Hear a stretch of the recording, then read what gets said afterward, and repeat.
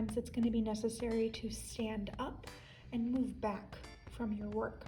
So I suggest at this point, go ahead and stand up and take one step back from your workstation, still looking down at your work and at the reference photo. Do an overall comparison, meaning dart your eyes back and forth between your reference image and your drawing. Are you getting the gist of the colors? Do they look like they're large enough? Meaning the dark areas. Is the dark area large enough, or does it need to be larger? Is a light area too light? Does it need to be darkened? As I'm looking at my own, I'm realizing that this area, this dark area, needs to be a little bit larger. Needs to be a little bit larger compared to what's over here. It needs to be wider, not necessarily longer, maybe a little bit longer, but definitely wider. And then this area right here needs to be a little bit darker. It's too bright for what's over here. So I'm gonna make those adjustments as I go. So again, if you haven't stopped, stood up, and stepped back from your work, go ahead and do that now. And just take it in. What do you need to make changes to, so that way it looks more like the image? So now that I've made those little annotations, if you will, in my mind, I'm gonna go ahead and make those changes on my paper. So remember I said I wanted to make this wider. I'm going to begin by adding some green, because that's my contrast color to red. Adding some green over here. I don't think I need to add any on this side. I think it was mostly just this side. All right, then I'm going to work over some red to kind of blend it in.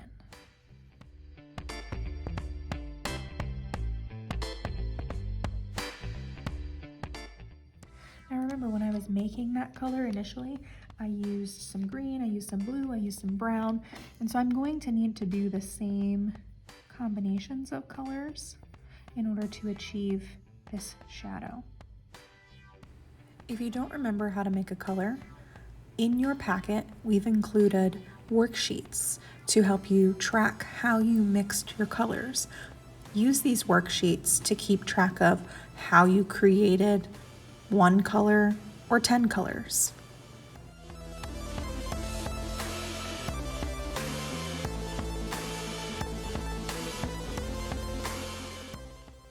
So as I make these adjustments, it's going to be really important for me to continue to step back and assess what my drawing looks like.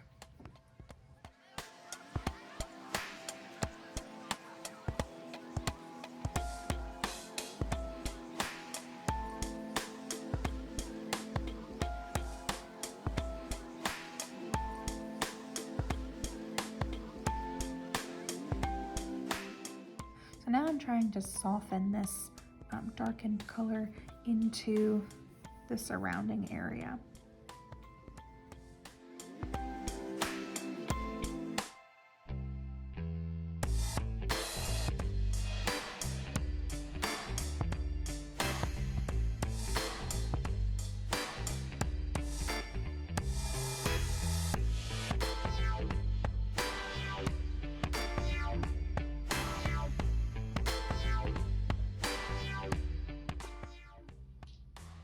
Okay, I'm gonna take a step back and look at my art again and assess what I need to do moving forward. Right, so that area is looking much better on this side. Still needs some work on the underside.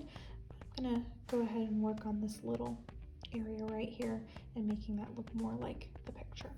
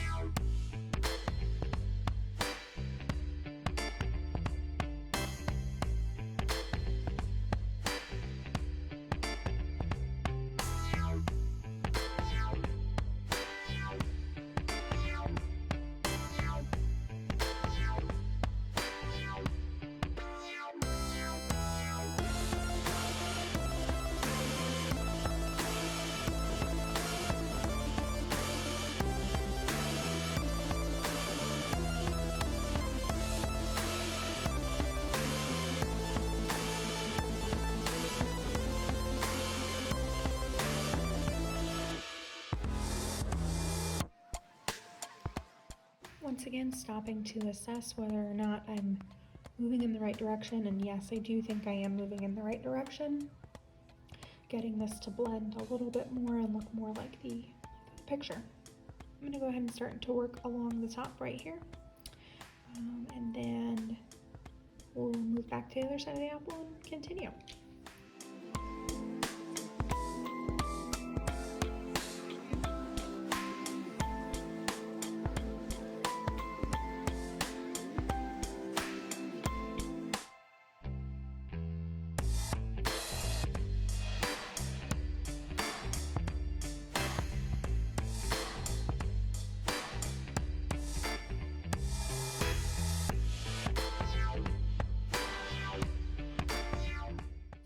I see a lot of green up in here, so I'm going to go ahead and add some green.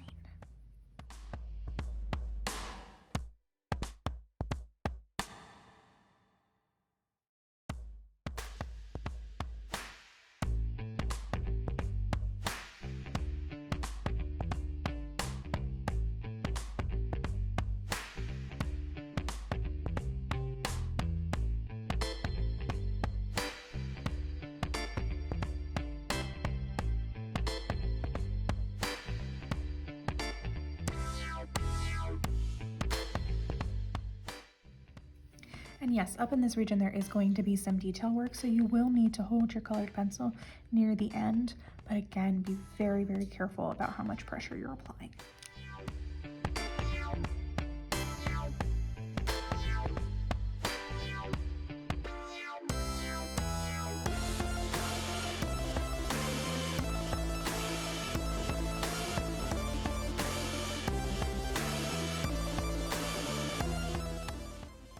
And again, for shadows, I am going to be using complementary colors in order to achieve the shadows. So especially up in this region right here, that's going to be red and green until I achieve this depth. This is also what's going to help make your apple look three-dimensional, because it's essentially the other side of the top of the apple. So by drawing this and shading it well, you're going to achieve that three-dimensional appearance.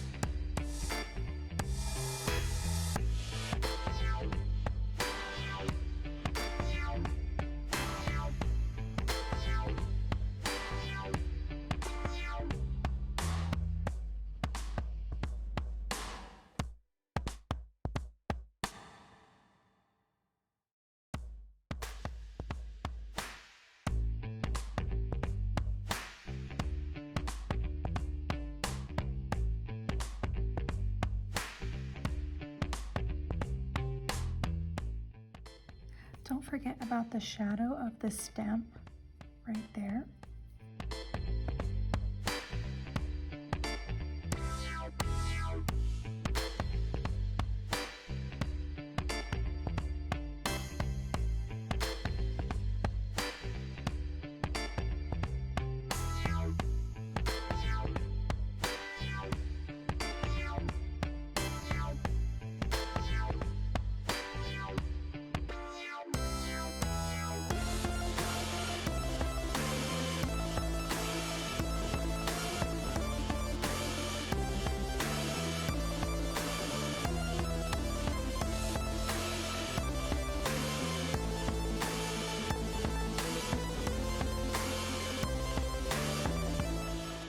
Again, I'm going to pause, I'm going to stand up, and I'm going to take a look at my work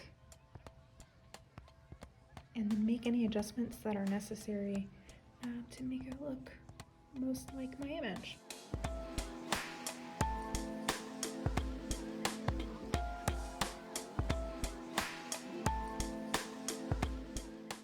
Alrighty, I'm going to work on the stem.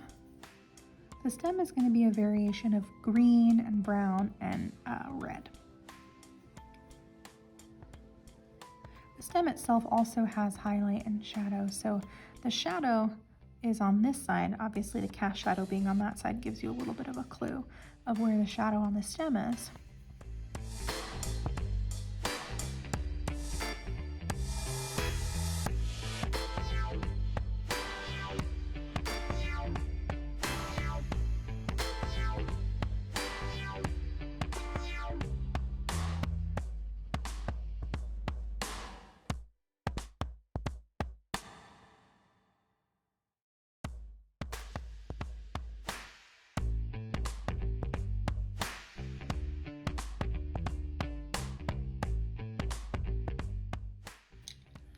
There's the stem.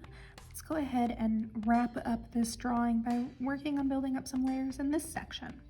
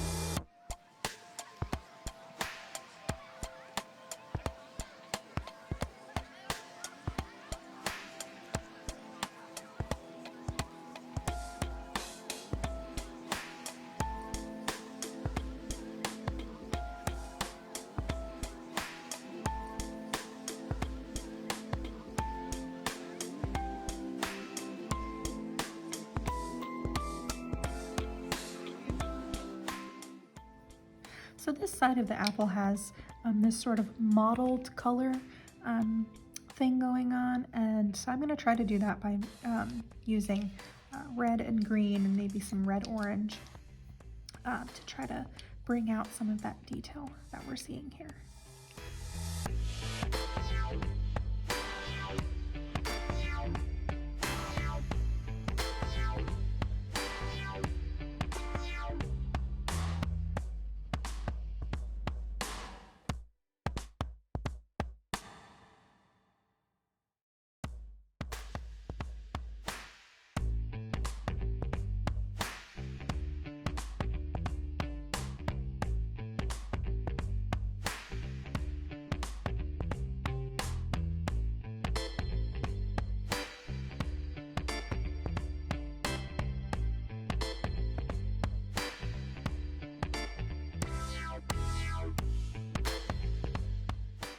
Alrighty, so I decided to stand up, take a look at it. I think it looks pretty darn close to my picture. So I'm gonna stop shading my apple and I'm gonna focus on my cast shadow. Now a lot of the colors that we have listed here are going to be in the cast shadow. I don't know how much you can see, but there's definitely some green in here. There's some purple, there's some blue, and so I'm going to work on creating the cast shadow. I want you guys to follow along with me. So for this cast shadow, I'm going to start out by using, I think I'm going to use green to start out. I think I see quite a bit of green in here. And so I'm going to take my green colored pencil and I'm going to sharpen it. It needs a little bit more of a point on it. There we go. Have my point. And what I'm going to do is I'm going to start underneath the apple, and you'll notice that it's really dark underneath the apple. So I'm going to start there, and I'm not changing my pressure. I'm just overlapping my layers a little bit more here. I'm going to start by focusing on the darker areas of this shadow with my green color.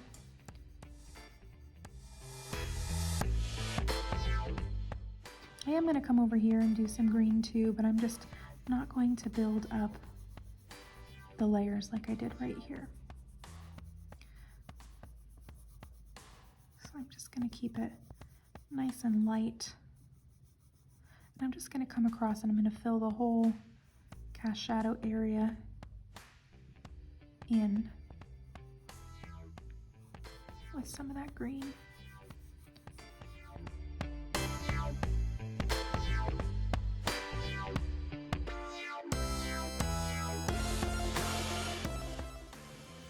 All right, so we did talk a little bit about our light source coming from this direction right now.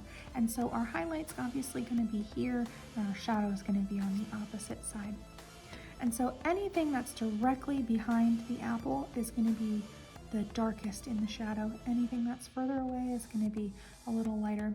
So between using the blue, the violet, and the green, maybe a little bit of red as well, kind of closer to the apple, I'm going to build up this shadow.